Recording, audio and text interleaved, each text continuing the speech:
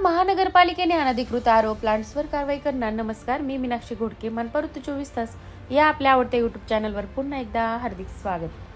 Gillian बेरे सिंड्रोमचा GBS प्रादुर्भाव रोखण्यासाठी पिंपरी चिंचवड महानगरपालिकेने कठोर पावले उचलण्यास सुरुवात केली असून दूषित पाणी वापरून पाण्याची बॉटलिंग करणाऱ्या अनधिकृत खासगी आरओ प्लांट्स चालकांना प्लांट्स तात्काळ बंद करण्याबाबत आदेश देण्यात आले आहेत.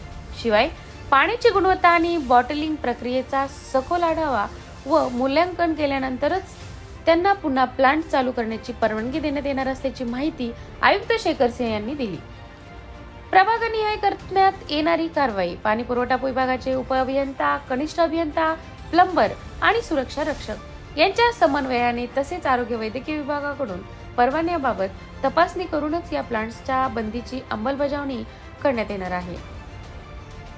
शिवाय आरओ प्रकल्प प्लांट बंद बाबतच्या आदेशाचे उल्लंघन करणाऱ्यावर वैद्यकीय विभागामार्फत कठोर कारवाई करण्यात येणार आहे. गिलियन बेरे सिंड्रोमच्या जीबीएस पार्श्वभूमीवर आणि सार्वजनिक आरोग्याच्या दृष्टीने शहरातील नागरिकांना शुद्ध आणि सुरक्षित पाणी मिळावे यासाठी अनधिकृतपणे दूषित पाण्याची बॉटलिंग करणाऱ्या आरओ प्लांट्सवर कठोर कारवाई केली जात आहे.